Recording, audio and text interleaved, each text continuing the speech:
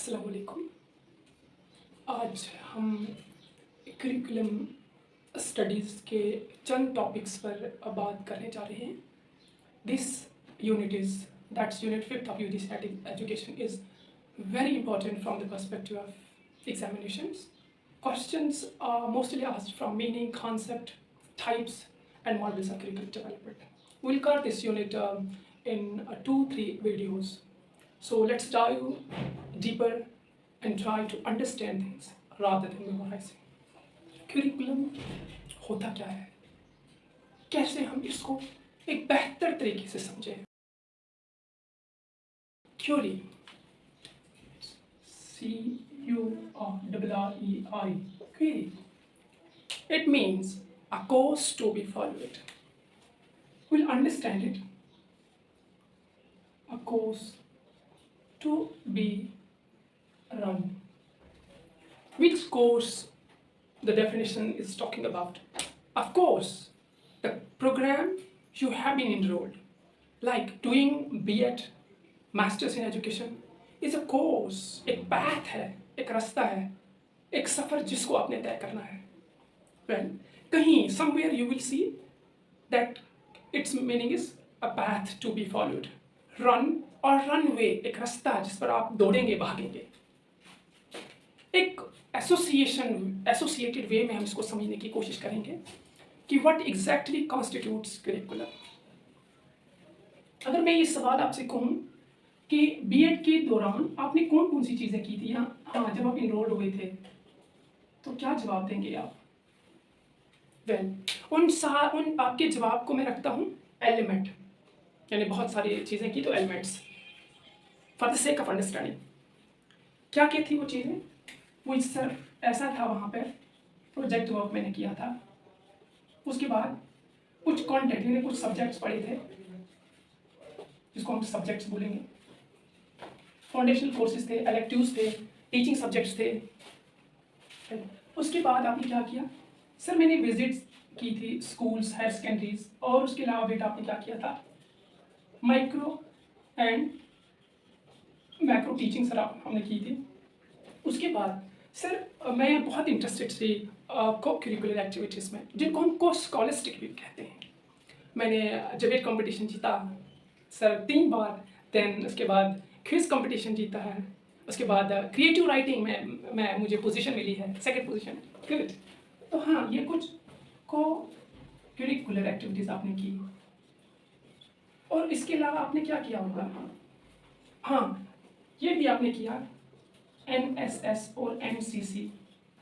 Well, इस सब को हम अगर कंबाइन करें तो क्या हम ये नहीं बोल सकते कि curriculum is sum total of activities? क्या है करिकुलम?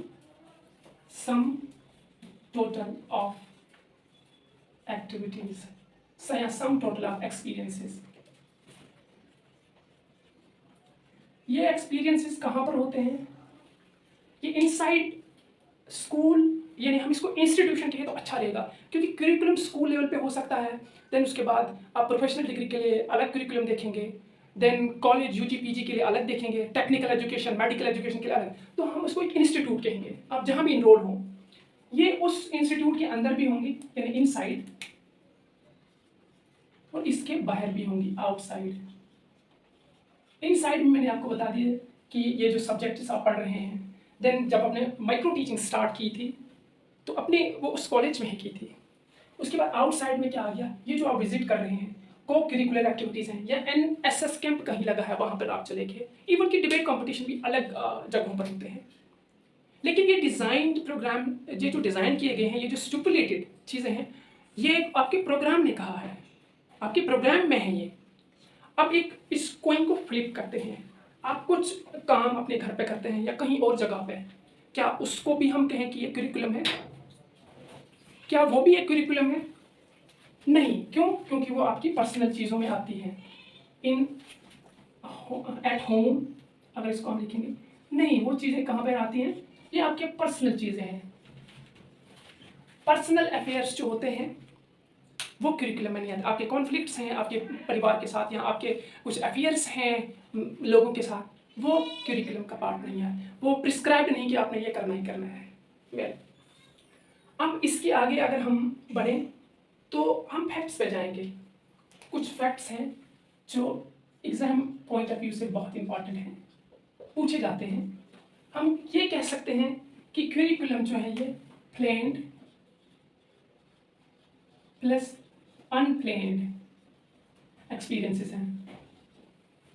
प्लेन्ड, अनप्लेन्ड। अनप्लेन्ड इन द सेंस कि वहाँ पर इनफॉर्मल इंटरेक्शन भी होती है between faculty members and students, even between students, and उनका जो सोशल इकोनॉमिक बैकग्राउंड होता है वो कहीं ना कहीं इनडायरेक्टली इन्फ्लुएंस करता है एक दूसरे को।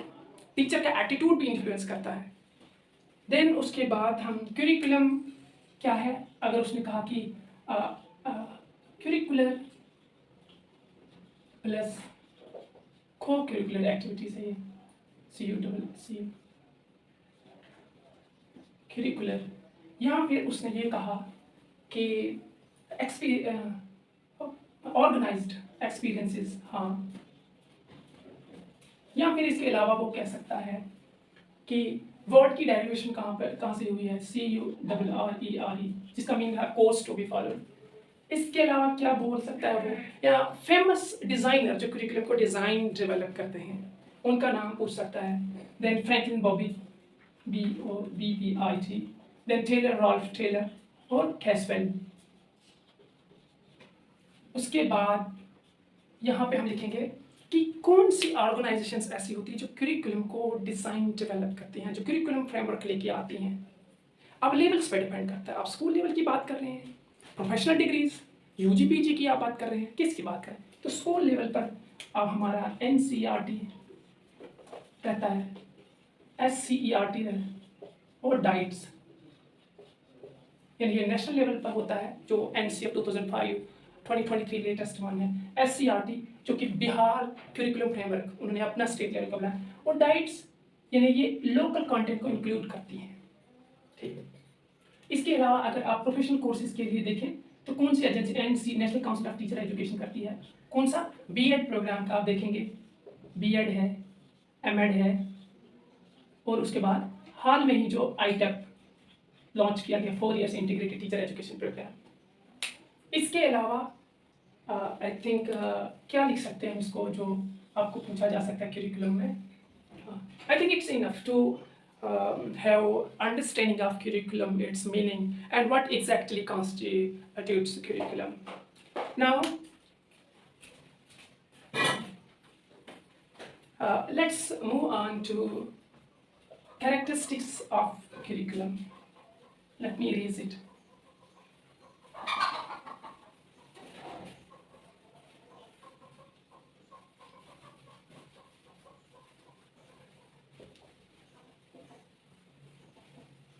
Characteristics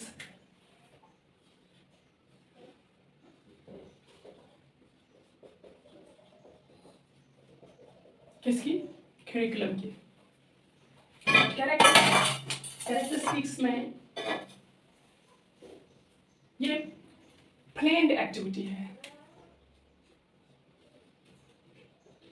प्लेन्ड एक्टिविटी है।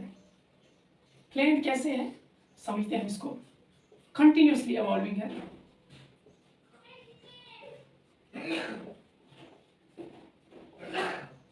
कंटिन्यूसली इवॉल्विंग है। प्लेन्ड इट मीन्स कि करिकुलम को डिज़ाइन डेवलप करने के लिए सबसे पहले आप नीड्स को जानेंगे, क्योंकि करिकुलम की फाउंडेशन क्या है, जो इंडिविजुअल है, जो लर्नर हैं, उनकी नीड्स, उनका इंटरेस्ट। उसके बाद सोसाइटी की क्या नीड्स है, सोसाइटी किन वैल्यूज़ और नॉर्म्स को चेरिश कर रही है। उसके बाद उस कंट्री के लिए अगर आप नेशनल लेवल NCERT से बना रहे हैं, उस कंट्री की एजुकेशन फिलॉसफी क्या है, उसी लेवल के ये जो बेसिस है, इसके बेस पे ही आप करिकुलम को डिज़ाइन करेंगे। एक्सपीरियंसेस क्या रहेंगे, टीचिंग मेथड क्या रहेगा, जो कि आपकी एजुकेशनल फिलॉसफी जो है उस कंट्री की वो डिटरमिन करेगी। उसके नेक्स्ट है कंटिन्यूसली इवॉल्विंग।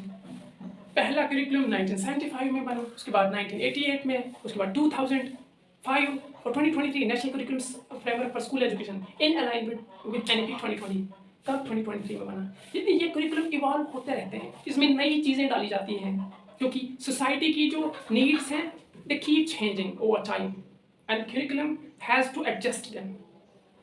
Next इसके characteristics में आती हैं based on needs of learner, ये मैंने पहले कहा किसके based on needs of learners. Next point इसका democratically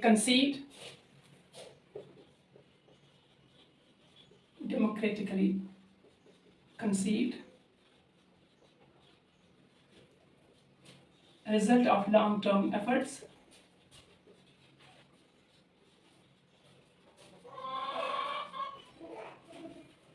or complex of detail,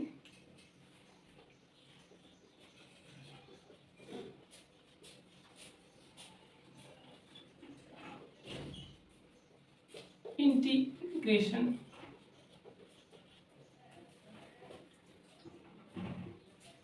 and logical sequence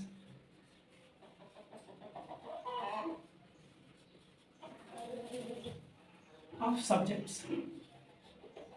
समझते हैं इनको एक बाय एक करके. प्लेन्ड एक्टिविटीज में यहाँ पे नीड्स डायग्नोस होंगी,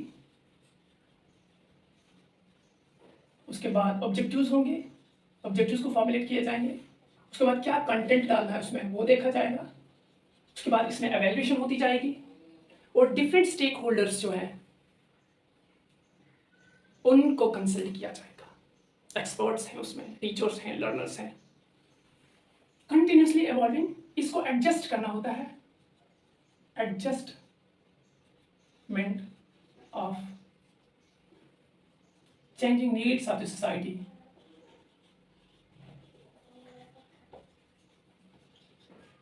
आप देखें कि जब से ये डिजिटलाइजेशन हुआ है तो अब प्रायोरिटी क्या है? एक कंप्यूटर लिटरेसी. अनएम्प्लॉयमेंट राइज पर है तो प्रायोरिटी क्या है? वोकेशनल एजुकेशन, स्किल बच्चों को सिखाए. तो इसलिए हमने national Curriculum Framework for School Education 2023 में डाला. वोकेशनल एजुकेशन 6 से स्टार्ट की. कंप्यूटर कोडिंग डिकोडिंग है ना, ये एडजस्ट करना है चेंजिंग नीड्स सोसाइटी की क्या है.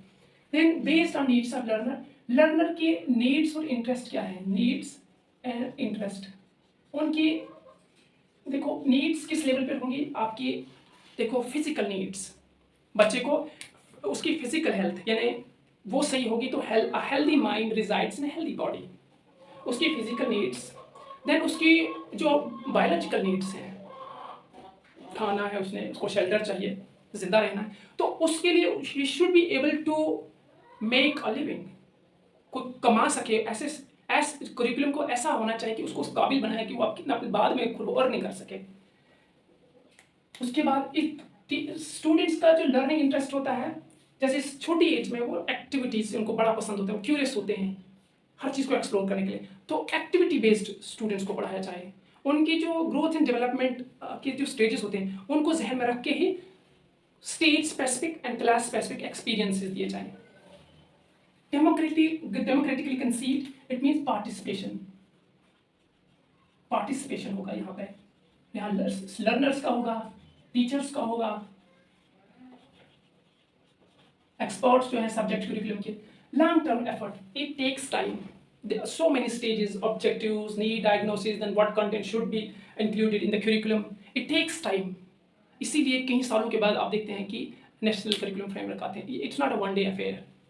देन उसके बाद result of long term efforts हो गया. Complex of details. Complex doesn't mean that it's very difficult. Complex in the sense यहाँ पे बहुत सारे फेजेस हैं, बहुत सारे फेजेस से निकलकर ये चीज़ बनेगी. फेजेस आप देखो ना, नीड्स से आप कहाँ पे आए, ऑब्जेक्टिव्स पे आ गए, कंसल्टेशन आ जाएगी.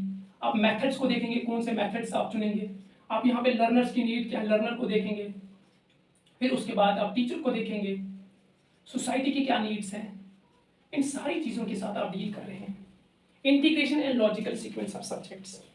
अब आपने अपने करिकुलम में डिफरेंट सब्जेक्ट्स को बता दिए, हिस्ट्री है, जियोग्राफी, इकोनॉमिक्स है, पॉलिटी है.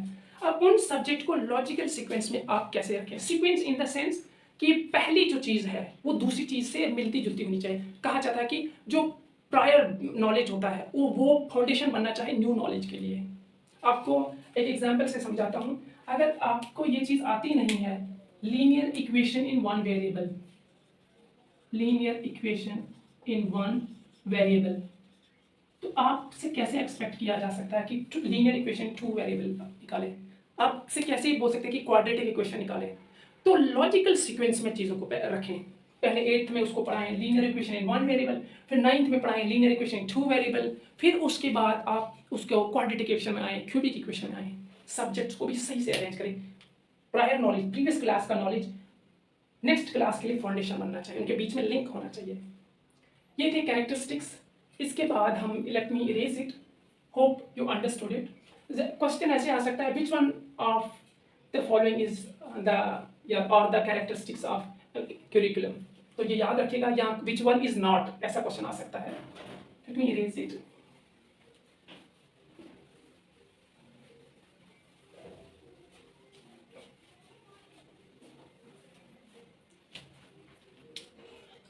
अब हम टाइप्स पे आते हैं, क्यूरिकुलम की टाइप्स। मेन जो क्वेश्चंस आते हैं वो आते हैं नल क्यूरिकुलम। इसमें बड़े क्वेश्चन आते हैं। नल क्यूरिकुलम क्या होता है? ये नल क्यूरिकुलम, नल मीन्स रिजेक्ट, ये की वर्ड है इसका। नल मीन्स लेफ्ट आउट, छोड़ देना। सवाल ये उठता है यहाँ पे कि इसका की वर्ड याद रखें, रिजेक्ट या लेफ्ट आउट, ये की वर्ड है। अब सवाल यहाँ पे उठता है, कौन छोड़ता है, कौन लेफ्ट आउट किसको करता है? अब एक जगह किताब में ये चीज़ देखी कि लेफ्ट आउट टीचर करता है। कोई चीज़ें सिलेबस में, हमारे क्यूरिकुलम में जो क्लास में पढ़ाया जाता है, उसमें कुछ चीज़ें ऐसी होती हैं जो कि टीचर समझता है ये इंपॉर्टेंट नहीं है, उनको वो स्किप करता है, लेफ्ट रिजेक्ट करता है और बाकी चीज़ें पढ़ा लेता है बच्चों को, यानी on the part of teacher. दूसरी जगह एक्सटेंडेड सोर्स है, उसने कहा कि left out on the part of curriculum designer जो होते हैं। For instance, in school level you been taught social studies in an integrated way. History, polity, economics, geography, they are integrated under one subject. वहाँ पे क्या है? Anthropology नहीं है, वहाँ पे सेक्स एजुकेशन नहीं है। तो इट मीन्स आप ये इनको रिजेक्ट, लेफ्ट आउट कर रहे हैं on the part of curriculum designer. Null curriculum के बाद हम आ जाएंगे हिडन क्यूरिकुलम। हिडन क्यूरिकुलम से क्वेश्चन पूछे जाते हैं। हिडन क्यूरिकुलम क्या है? हिडन क्यूरिकुलम होता है जो एक्सप्लिसिटली मेंशन ना हो। आपने क्या क्या पढ़ना है, इस सब्जेक्ट का ये सिलेबस है, मैथ्स, हिस्ट्री, ज्योग्राफी, आपने ये प्रोजेक्ट वर्क करना है। आप जब खोलेंगे अपने वो कोर्स का जो पूरा दिया होता है फ्रेमवर्क, उसका प्रॉस्पेक्ट जिसको हम कह सकते हैं, उसमें पता चलेगा क्या क्या एक्टिविटीज करनी है। लेकिन कुछ चीज़ें ऐसी होती हैं जो वहाँ पे मेंशन नहीं है, लेकिन आप करते आ रहे हैं उस स्ट्रक्चर में जिसमें आप रह रहे हैं। जैसे ओबीडियंस, रिस्पेक्ट, ओबीडियंस है ये, वो रिस्पेक्ट, टीचर स्टैंड अप, खड़े हो जाना, टीचर्स का अंदर आना। उसके बाद आप कुछ प्रोग्राम जैसे कल्चरल प्रोग्राम आप बताएंगे, फोक डांसेस में आप पार्टिसिपेट कर रहे हैं, कुछ सेरेमनीज जो होती हैं नेशनल इंपॉर्टेंस की, वो आप सेलिब्रेट कर रहे हैं। ये हिडन करिकुलम में आके एक्सप्लिसिटली मेंशन नहीं होता है। कहीं आप देखेंगे एक वर्ड आता है कोवर्ट। आपसे सवाल है, ये कोवर्ट क्या इससे मिलता जुलता है? तो फिर ओवर्ट क्या है? क्या ओवर्ट फिर एक्सप्लिसिटली जो चीजें मेंशन हो? Well, think about it, then answer in the comment section. Next type इसका है इंटीग्रेटेड करिकुलम। इंटीग्रेटेड में क्या कर रहे हैं आप? डिफरेंट सब्जेक्ट्स को आप इकट्ठे कर रहे हैं और फिर वो पढ़ाया जा रहा है। मैंने एग्जांपल पहले ही दे दी कि सोशल स्टडीज, उसके अंदर कितने सब्जेक्ट है, हिस्ट्री, इकोनॉमिक्स, ज्योग्राफी, पॉलिटी, पहले स्वीट्स कहा जाता था। ये सब चीज़ों को आपने मिला दिया। हाँ, इनकी बाउंड्रीज होती हैं, लेकिन एक इंटीग्रेटेड वे में आप पढ़ा रहे हैं चीज़ों को। या फिर दूसरा अगर हम ले लें इसका एग्जाम्पल, ईवीएस क्लास 5 या 4 में है वो, उसमें आप देख रहे हैं कि एक ही सब्जेक्ट के अंदर आपको जियोग्राफी के भी कुछ थीम्स मिलेंगी, जियोलॉजी की कुछ थीम्स मिलेगी, कुछ इकोनॉमिक्स वगैरह, डिफरेंट सब्जेक्ट की थीम्स उसमें उन्होंने पुट कर दी। वो एक इंटीग्रेटेड फॉर्म में है। इससे एक सब्जेक्ट से हम दूसरे सब्जेक्ट को अच्छी तरह से अंडरस्टैंड कर पाते हैं। इसका पॉलिटिकल कॉन्सिक्वेंस, देन उसका इकोनॉमिक कॉन्सिक्वेंस क्या है, सोशल कॉन्सिक्वेंस क्या है। इंटीग्रेटेड के बाद हम चाहेंगे ट्रांसडिसिप्लिनरी। ट्रांसडिसिप्लिनरी डिसिप्लिनरी, ये ट्रांसडिसिप्लिनरी, इसका कीवर्ड आप याद रखेंगे, in context of real problem. Real problems. Sir क्या है रियल प्रॉब्लम्स? जो फाउंडर बुद्धिज्म के हैं उनने भी कहा कि मेटाफिजिक्स को छोड़ें, मिडिल पाथ आप ले लें। क्या जानना है मेटाफिजिक्स, मैटर के आगे क्या है, क्यों उस पर लेना? इतनी प्रॉब्लम्स पहले हैं रियल लाइफ में। अनएम्प्लॉयमेंट आप देखें, आप क्लाइमेट क्राइसिस आप देखें, आप इन पर फोकस करें ना। तो क्या है रियल लाइफ प्रॉब्लम? एक एग्जांपल लेते हैं, क्लाइमेट चेंज, क्लाइमेट क्राइसिस यहां देखेंगे। टेम्परेचर बढ़ता जा रहा है, कोस्टल एरियाज दिन ब दिन डूबते जा रहे हैं, सीजनल जो डिफरेंट सीजन हैं उनमें बारिश सही तरह से होती नहीं, फसलों का हाल देखें आप।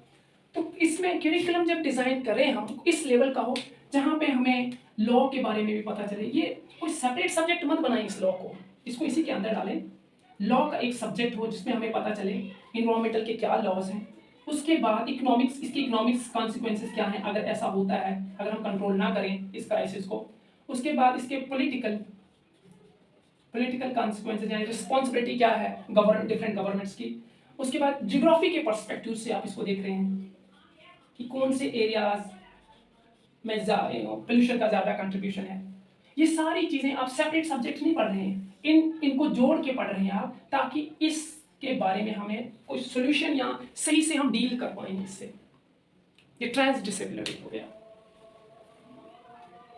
अब इसके बाद हम जाएंगे, मैंने ओवर्ट और कवर्ट का बता दिया है, एक दोबारा से बता दे रहा हूँ। एक ओवर्ट होता है, overt curriculum, OVR, overt and covert. Covert जो होता है वो एक्सप्लिसिटली मेंशन्ड होता है, ओवर्ट जो होता है वो इम्प्लिसिटली मेंशन्ड होता है। कहीं ना कहीं अगर हमारी अंडरस्टैंडिंग से कोई पूछे तो ये जब इम्प्लिसिटली है तो यहाँ क्या होता है, यहाँ भी तो वैसा ही जैसा लग रहा है ना, तो इसको हम कनेक्ट कर सकते हैं यहाँ इसके साथ, इसलिए मैंने यहाँ पे लिखा था। ये इसका नहीं है, कवर्ट अलग है, इसका अपोजिट है ये। हाँ ये सॉरी, ये कवर्ट जो है ये, हाँ आउट मीन्स एक्सप्लिसिटली आप मेंशन कर रहे हैं, और कवर्ट मीन्स कवर में रख रहे हैं आप, यानी इम्प्लिसिटली मेंशन कर रहे हैं आप। गौर से देखें इनको। अब उसके बाद हम जाएंगे लर्नर सेंटर्ड, जो कि आप learner centred, teacher centred. Learner centred में लर्नर क्या करता है, अपनी नॉलेज को कंस्ट्रक्ट करता है, खुद अपनी नॉलेज को कंस्ट्रक्ट करता है, वो एक्टिव होता है यहाँ पे। पेसिव नहीं, पेसिव किसमें होता है, टीचर सेंटर्ड में। टीचर लेक्चर देता जा रहा है, स्टूडेंट बैठ के सुन रहे हैं, ज्यादा रोल टीचर एक अथॉरिटेटिव रोल प्ले कर रहा है। यहाँ पे टीचर जो है वो एक गाइड और फैसिलिटेटर का काम करता है। टीचर अपना नॉलेज, स्टूडेंट्स अपना नॉलेज खुद कंस्ट्रक्ट कर रहे हैं, उनकी नीड्स और इंटरेस्ट को केटर किया जाता है। नीड्स, उनकी इंटरेस्ट क्या है। अब एक इंपॉर्टेंट चीज है कि जब नीड और इंटरेस्ट वो कैटर कर रहे हैं, इट मींस करिकुलम में डाइवर्सिटी होगी। मेरी नीड्स दूसरे लर्नर से डिफरेंट है। You can be good at mathematics, other students can be good at other disciplines, economics, geography, education, या कोई और सब्जेक्ट हो सकता है। कोई पेंटिंग में है, फाइन आर्ट में है, परफॉर्मिंग आर्ट में है, कोई थिएटर, डांस वगैरह, म्यूजिक में है। तो करिकुलम में डाइवर्सिटी ले आए ताकि स्टूडेंट्स को ऑप्शन मिले, वो अपने टैलेंट, एबिलिटीज, कैपेबिलिटीज, इंक्लिनेशन के अकॉर्डिंगली सिलेक्शन करें। या ये उसका मतलब है एक चॉइस बेस्ड क्रेडिट सिस्टम, जिसमें हम कुछ अपनी मर्जी से दूसरे डिपार्टमेंट से कुछ सब्जेक्ट चुनते हैं। क्या वो लर्नर सेंटर्ड आपको नहीं लगता? इसका अपोजिट जो है वो टीचर सेंटर्ड है। यहाँ पे फिलोसफीज को अगर हम देखेंगे, प्रैग्मेटिज्म है आपका, रियलिज्म है, वो लर्नर सेंटर्ड की बात कर रहे हैं। आइडियलिज्म टीचर सेंटर्ड, वो ज्यादा इंपॉर्टेंट टीचर को देता है, ये अथॉरिटेटिव होता है टीचर। अब ये थे कुछ टाइप्स जो कि बड़ी इंपॉर्टेंट है, इसमें इन दोनों का आप याद रखें। Let me erase it now.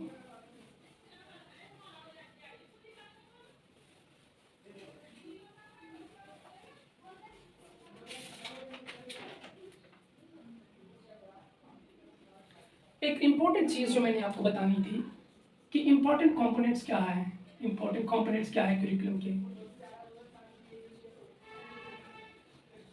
आपकी फाउंडेशन स्ट्रांग बनती जाएगी, ये बहुत अच्छे से आपको समझ आ जाएगा। फिर अगर ये चीज़ आप समझ गए तो जो डिफरेंट मॉडल्स हैं उनको समझने में कोई दुश्वारी पेश नहीं आएगी। याद रखिए इस बात को। कंपोनेंट्स, इसके पहले नंबर पे हम जाएंगे ऑब्जेक्टिव्स। आप एमए एजुकेशन कर रहे हैं या बीएड कर रहे हैं, क्यों कर रहे हैं? कोई मकसद है ना आपका, गोल कहें आप उसको, ऑब्जेक्टिव कहें, या फिर हम इसको पर्पस यहाँ पे कहेंगे। मैं यहाँ बता दूँ, पर्पस, कोई मकसद है। किसका मकसद है यहाँ पर? ये आपका मकसद है? नहीं, जो डिजाइनर है, पीयू और पर्पस, जो करिकुलम डिजाइनर है उनको कोई पर्पस है कि बच्चा लर्नर इस प्रोग्राम को कंप्लीट करने के बाद क्या ट्रांसफॉर्मेशन लेके आएगा, कौन सा नॉलेज स्किल्स वो इक्विप्ड किया होगा। ऑब्जेक्टिव्स पहले नंबर पे। दूसरे नंबर पे हम इसको रखेंगे कंटेंट। अब उस ऑब्जेक्टिव्स को आप कह रहे हैं कि वो ट्रेंड टीचर होना चाहिए, स्किल्स उसके पास होने चाहिए। तो कैसे आएंगे? जब उसको थ्योरेटिकल नॉलेज आप देंगे, टीचिंग स्किल्स का एक सब्जेक्ट है वो दे दे। वो जो रिसर्चर होना चाहिए टीचर, आप उसको एजुकेशनल रिसर्च पढ़ाएंगे तो तभी ना थ्योरेटिकल नॉलेज देंगे। उसको लर्निंग की अंडरस्टैंडिंग होनी चाहिए कि लर्निंग कैसे होती है। तो इसलिए आप साइकोलॉजी, एजुकेशनल साइकोलॉजी पढ़ा रहे हैं ना। Curriculum is based on societal needs, philosophy पे बेस्ड है, तो आप इसको फिलोसफी पढ़ाएं ना कि कैसे डिटरमिन करती है फिलोसफी, स्पेशली मेटाफिजिक्स आपका जो पार्ट है, एम्स एजुकेशन की, देन एपिस्टेमोलॉजी आपका मेथड्स, कंटेंट डिटरमिन करेगा। फिर उसके बाद एवेल्युएशन कैसे करनी है, ये सब चीज़ के लिए आपको सब्जेक्ट पढ़ाने पड़ेंगे थ्योरेटिकल, फिर जाके आप आगे जाके फिर वो प्रैक्टिकली भी करता है। Micro teaching, macro teaching, action research का एक प्रोजेक्ट होता है। थर्ड वन इज, इसको मैं मेथड लिखता हूँ, इसको अलग अलग मॉडल्स में आप देखेंगे लर्निंग एक्सपीरियंसेस वो बताएंगे। टेलर है, टाबा है, या कोई अदर है। लास्ट में है इसका एवेल्युएशन, यानी आप एवेल्युएशन भी कर, लेकिन किसकी एवेल्युएशन?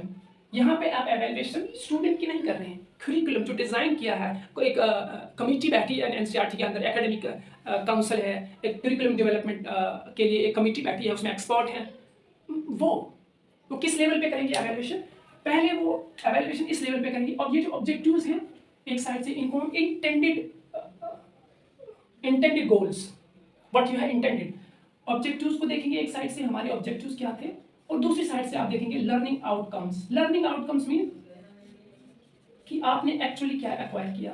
मैं तो चाहता था आप ट्रेंड कैसे टीचर हों, अपने सब्जेक्ट की जो पेडागोजी ऑफ सोशल साइंस, अपने सब्जेक्ट को पढ़ाना कैसे, स्टोरी टेलिंग मेथड, कुछ डेमोन्स्ट्रेशन से, एक्टिविटीज से, फ्लो चार्ट से, ये तो मैं चाहता था, ये मेरे ऑब्जेक्ट। लेकिन इस प्रोग्राम को कंप्लीट करने के बाद, ये सब आपने ये सब कंटेंट पढ़ने के बाद आप में कितनी ट्रांसफॉर्मेशन आई, आप कितना हासिल कर चुके, इसको हम लर्निंग आउटकम कहेंगे। तो इन दोनों को मैच किया जाएगा। अगर मैच करने के बाद यहाँ पे गैप है तो teaching learning is not effective, ये प्रोसेस इफेक्टिव है। अगर कॉन्ग्रुएंट है, वो जो चाह रहे थे हम वही बना, तो हम कहेंगे इफेक्टिव है। इस ये ऑब्जेक्टिव्स के लेवल पर। फिर कंटेंट के लेवल पर भी होगी। कंटेंट के लेवल पर कैसे होगी? आपने रिसर्च में पढ़ा होगा वैलिडिटी।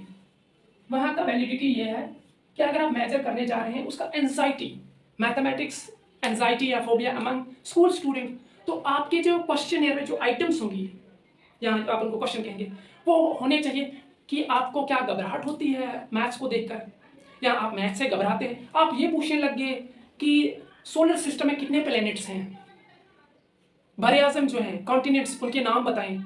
इसकी वैलिडिटी नहीं है। जो आप मेजर करने जा रहे हैं, ये आपके आइटम उसको मेजर नहीं कर रही हैं। तो यहाँ इस कंटेक्स्ट में जो कंटेंट वैलिडिटी होगी, यहाँ कंटेंट वैलिडिटी में लिखूंगा, वो कैसे होगी कि कंटेंट वैलिडिटी, ये ऐसा कंटेंट होना चाहिए जिससे हेल्प हो ऑब्जेक्टिव्स को रियलाइज करने में।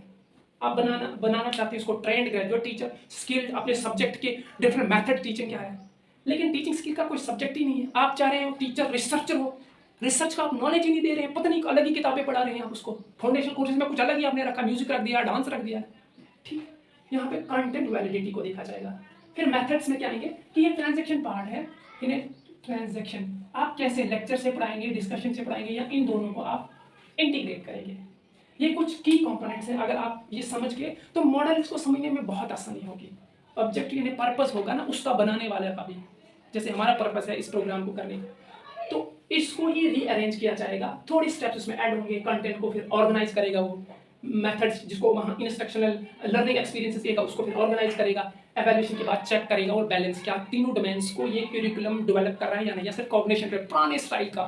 फिजिकल भी होना चाहिए ना, साइकोमोटर अफेक्ट, उसका एटीट्यूड क्या होना चाहिए, वो चीज़ों को कैसे परस्यू करेगा। फॉल्टी कॉग्निशन तो नहीं है जो अपने लिए हार्मफुल है, उसको चेंज करें, अनसाइंटिफिक बिलीफ उनको हटाएं। ये कुछ था की कंपोनेंट्स। अब मॉडल आपको आसानी से समझ आ जाएंगे। कंटेंट में सब्जेक्ट, और मेथड में आपको स्कूल में जो पढ़ा रहे हैं लेक्चर से, एवेल्युएशन में उसको जानना।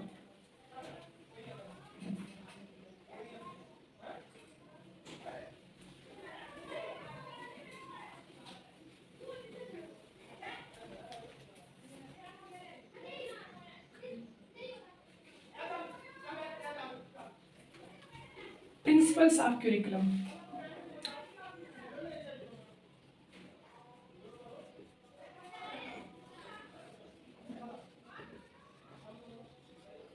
पहला इसका प्रिंसिपल है प्रिंसिपल ऑफ फ्लेक्सिबिलिटी।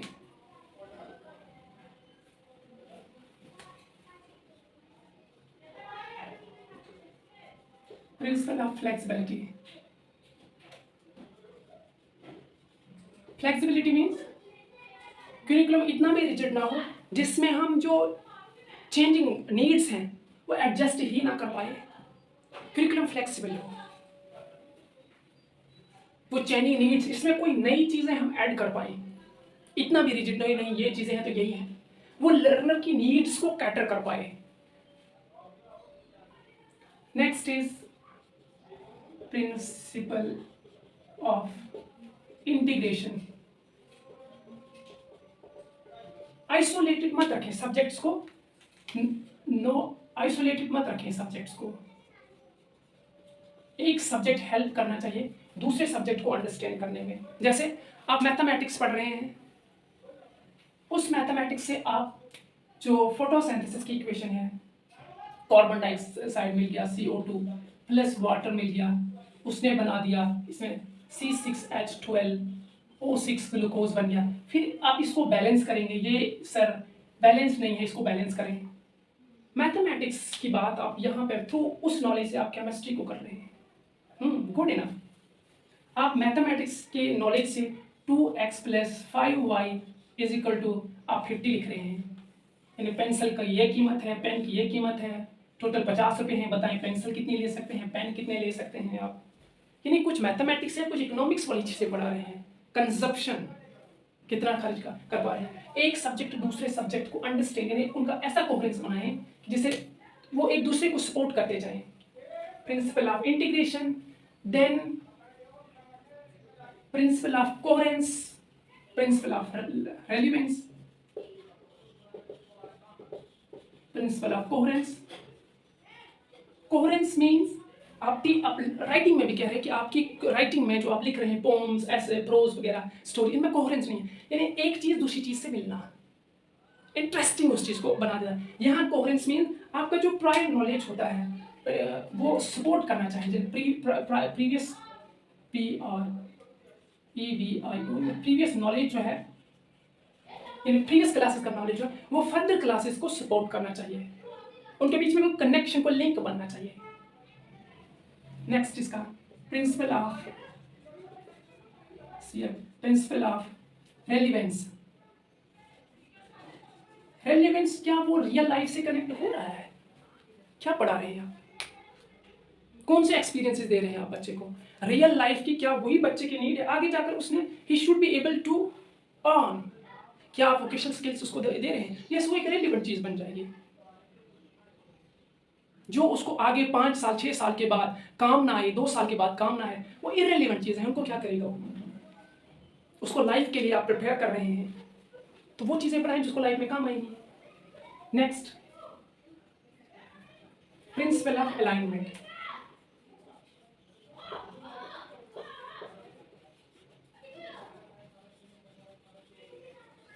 यहाँ अलाइनमेंट किसके साथ होगी?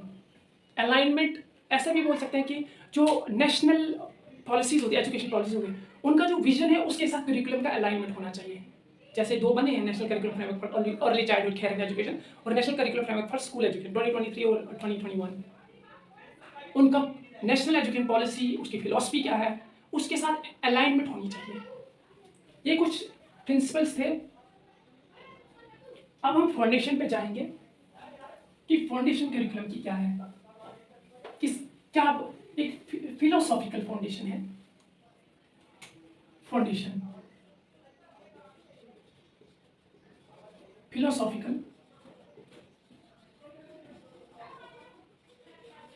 फिलोसॉफिकल फाउंडेशन में एजुकेशन का मकसद क्या है अगर आप मुझे बताएंगे तो मैं ये कहूँगा सेल्फ रियलाइजेशन।